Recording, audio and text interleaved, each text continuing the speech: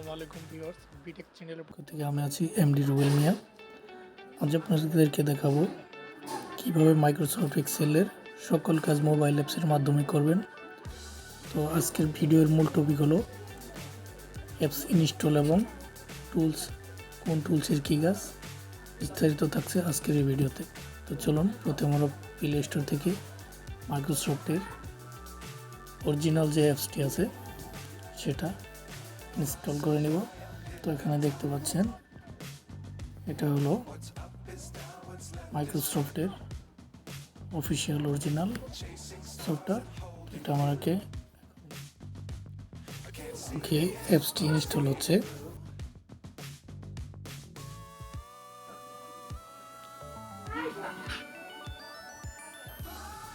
এরপরে অ্যালাউ করে দেব।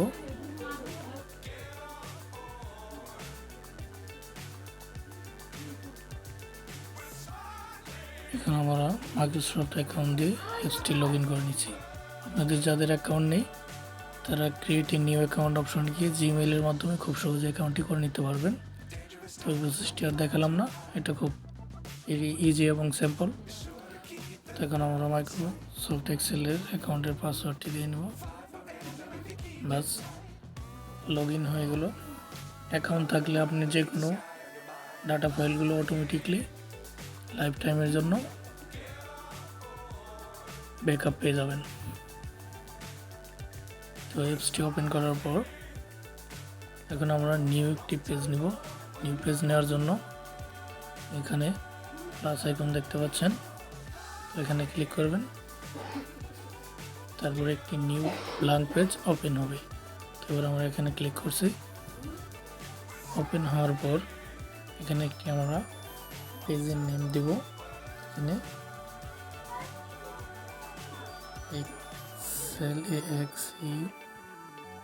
এক্সেল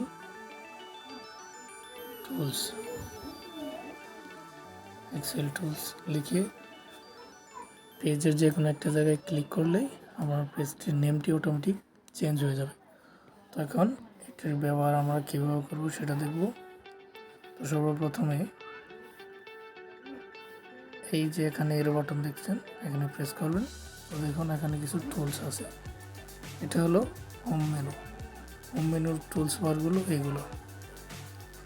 তো প্রথমে আমরা এখানে যে কোনো টেক্সট লিখি, যেমন 1, নিচে লিখলাম 2। মাইক্রোসফট এক্সেলে 20% কাজ ম্যানুয়ালি করলে 80% কাজ আপনি অটোমেটিক হয়ে যাবে। তো এখানে 1 আর 2 লেখার পরে যদি আমরা এটাকে ফিল করি, এই যে ফিল অপশন এভাবে ধরে যে এখানে ফিল অপশন দেখতে পাচ্ছেন, এখানে প্রেস করবেন। তারপর আপনার আইকনটি চেঞ্জ হয়ে যাবে। এখন এটাকে এভাবে ধরে যদি এদিকে ড্র্যাগ করে নিয়ে আসেন, দেখুন অটোমেটিক আপনার নাম্বারের লেখাটা উঠে গেল। তো এবার এটাকে ধরে আমরা এইভাবে ঘরগুলোকে এইভাবে সিলেক্ট করে একটা বর্ডার দিয়ে দেব। তো বর্ডার দেওয়ার জন্য এই বর্ডারে ক্লিক করব। বর্ডারে ক্লিক করলাম, এবার অল বর্ডার করে দিলাম। বাস দেখুন এবার এটাকে যদি আমরা একটা কালার দিতে চাই, সেজন্য আমাদের যে ফিল কালার, এখানে এই এরোতে ক্লিক করব এবং আমাদের পছন্দ মতো যে কোনো কালার আমরা এখান থেকে দিতে পারবো। তো বাস হয়ে গেল। এরপর যদি কোনো লেখা সাইজ আমরা একটু বড় করতে চাই, সেজন্য আমাদের এখানে যেতে হবে ফন্ট সাইজে গিয়ে এবং আমরা এগুলো বড় করে দিতে পারবো। যদি লেখা বোল্ড করতে হয় তাহলে এখানে প্রেস করব। যদি এটাকে ইতালিক করতে চান তাহলে এখানে প্রেস করবেন, আর আন্ডারলাইন করতে চাইলে এখানে। এইভাবে আমরা এখান থেকে এই কাজগুলো করে নিতে পারবো। এবং লেখার কালার চেঞ্জ করার জন্য এই যে ফন্ট কালার, এই এরো বাটনে ক্লিক করলে আপনাদের ইচ্ছে মতো যে কোনো কালার দিতে পারবেন। এইভাবে আপনারা এই টুলসগুলো ব্যবহার করতে পারবেন। এরপরে এটা হলো অ্যালাইনমেন্ট। যদি আপনি কোনো লেখা মিডিলে আনতে চান, এভাবে ঘরগুলো সিলেক্ট করবেন, সিলেক্ট করে ধরে এরপর মিডিল বাটনে প্রেস করলে আপনার এই অ্যালাইনমেন্টটা মিডিলে চলে যাবে। আর যদি এখানে প্রেস করেন সাইডে, তো এই অ্যালাইনমেন্টের কাজ এটুকুই। এরপর যদি আপনি লেখা 2 সেলের মাঝে দিতে চান, যেমন এখানে আমি যদি কোনো টেক্সট লিখি, যেমন বিটেক রুবেল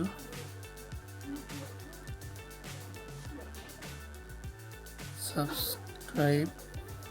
তো এখানে যদি লেখেন তাহলে দেখুন আপনার এই লেখাটা ছোট হয়ে গেছে। তো এখন চাইতেছেন আপনি 2 লেখা এই 3টি সেলের মধ্যে নিয়ে আসবেন। সেক্ষেত্রে প্রথম সেলটাকে ধরে এভাবে তৃতীয় সেলে নিয়ে যাবেন, যে কটা সেলে নিয়ে যাবেন। এবার আপনার এবার মার্জিন সেন্টার দেখতে পাচ্ছেন, এখানে যদি ক্লিক করুন তাহলে দেখুন আপনার অটোমেটিক লেখাটা এসে পড়লো। অথবা আপনারা এভাবেও করতে পারবেন, যদি আপনাদের একটি সেলটা ছোটো হয়ে যায় সেই জন্য আপনারা এইভাবে এর বাটনে প্রেস করবেন, করে এই দিকে সরালে সেলটি বড় হয়ে যাবে। আপনার যতটুকু প্রয়োজন ততটুকু বড় করতে পারবেন। তো দেখুন হয়ে গেল। এরপর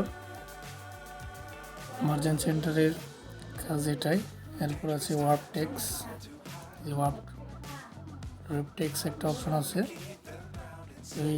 এটার কাজ হলো আপনার সেলকে সিলেক্ট করে এখানে যদি প্রেস করে তাহলে আপনার এই লেখাটা নিচের স্টেপে চলে যাবে, 2টা বা 3টা লাইন হয়ে যাবে। আর এটাকে আবার অ্যালাইনমেন্ট করার জন্য এখানে প্রেস করবেন, দেখুন হয়ে গেল। তো এইভাবে ওয়ার্প টেক্স দিয়ে আপনার এই কাজটি করতে পারবেন। এবার যদি আপনারা এই সেলের স্টাইলটা চেঞ্জ করতে চান, যেমন এই টেবিল আইকন, এখানে যে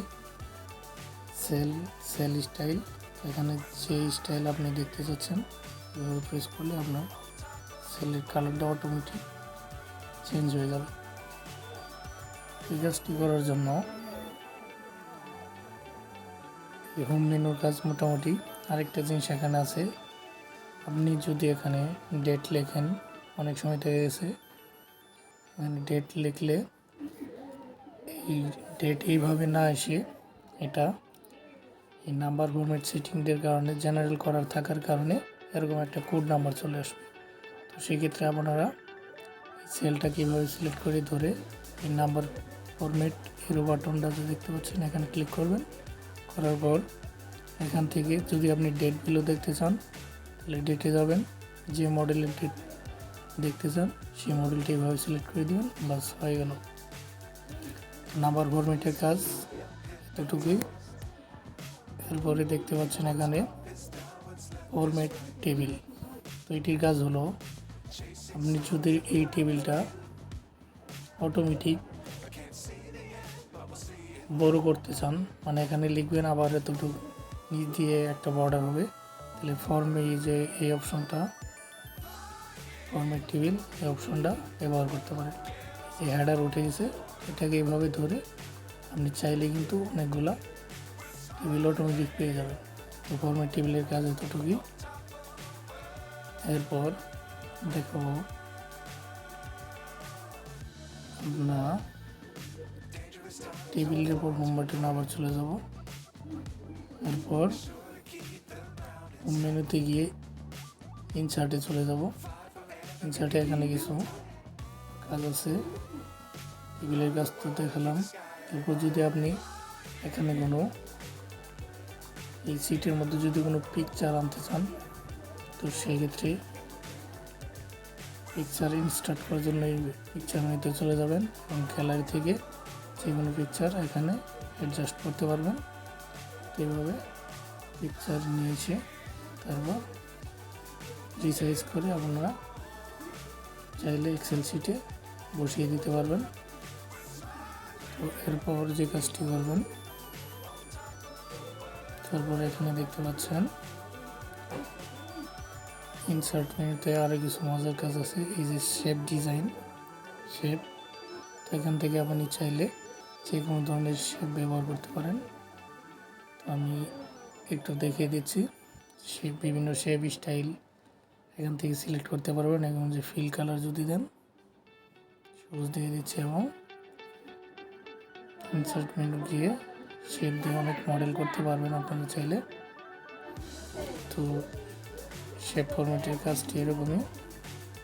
তো এইভাবে চাইলে কিন্তু আপনারা বিভিন্ন শেপ লোগো বা ব্যানার তৈরির ক্ষেত্রে আপনারা এই শেপগুলো ব্যবহার করতে পারেন। আবার আমরা এই ড্র বাটনে চলে যাব।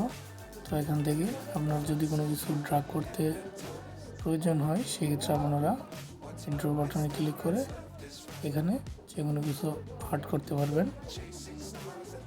তো এরপরে ড্র বাটনের পর এখানে ফর্মুলা দেখতে পাচ্ছেন, এখানে বিভিন্ন ফর্মুলা আছে। ফর্মুলা নিয়ে আমরা নতুন আরও একটি ভিডিও তৈরি করব। টেক্সট ফর্মুলা, সাম ফর্মুলা এবং ইফ। তারপর এখানে দেখতে পাচ্ছেন ডাটা। তো ডাটা যে টুলবারটা এটা এখানে প্রপারলি শো করতেছে না।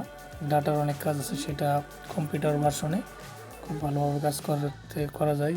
ডাটা দিয়ে আপনি ড্রপডাউন লিস্ট এবং বিভিন্ন ধরনের টেবিল তৈরি করে খুব সহজেই কাজ করতে পারবেন। এরপর দেখতে পাচ্ছেন রিভিউ।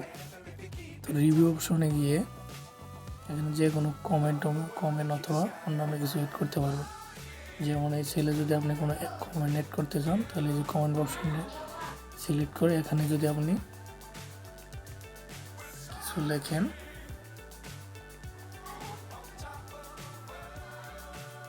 লিখে যদি এখানে কিছু দেন তাহলে অটোমেটিক আপনার একটা কমেন্ট আকারে সেভ হবে। এবং এখানে যখন আপনি এটা এর বাটনে প্রেস করবেন তখন কিন্তু এই কমেন্টটা আপনি দেখতে পারবেন। ঠিক আছে, তো কমেন্টের কাজ এতটুকুই।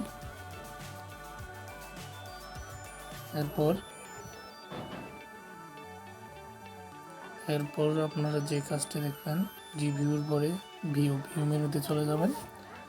যদি আপনাদের এই যে সেলের যে এইগুলো দেখতে পাচ্ছেন মার্জিনগুলো যদি উঠিয়ে দেন তাহলে যে গ্রিড লাইন অপশন, এই গ্রিড লাইনে এখানে ড্র্যাগ করে এই ড্রাইং টিক মার্কটা উঠিয়ে দিলে আপনার এই মার্জিনটা উঠে যাবে। আবার গ্রিড লাইন দিয়ে দিলে এই যে আপনার এই মার্জিনে চলে আসবে। এরপর জুম ইন জুম আউট এটা প্লাস মাইনাস এখান থেকে করতে পারবেন। এরপরে হলো ফ্রিজ ফেন্স। এই অপশনটার কাজ হলো আপনি চাইছেন যে আপনার এই সেল দুটো সবসময় ফ্রিজ ফেন্স করে রাখবেন। তো এখানে প্রেস করুন, দেখুন এখানে যদি প্রেস করেন তাহলে টপ রো সবসময় এটা আপনার উপরে থাকবে। এটার কাজ এতটুকুই। এরপরে যদি আপনি আরেকটি নতুন ওয়ার্কশিট ওপেন করতে চান সেক্ষেত্রে আপনি এখানে প্রেস করবেন এবং এখানে সিট নেম দিয়ে দিতে পারবেন। আমরা এটা দিয়ে দিলাম TOLS টুলস। তারপর যদি আরেকটা সিট প্রয়োজন হয় তাহলে যে প্লাস আইকনে চাপ দেবেন, এই যে সিট 2। তো নেক্সট ভিডিওর জন্য এই সিটটা আমরা ব্যবহার করব, কীভাবে এক্সেলে যোগ বিয়োগ গুণ ভাগ করবেন এবং পার্সেন্টেজ বের করবেন সেই বিষয়ে আর একটি টিউটোরিয়াল বানাবো। এই সিটটা আমরা এখানে নিয়ে নিলাম। তো এখানে সিটটির নাম দিলাম পার্ট 2।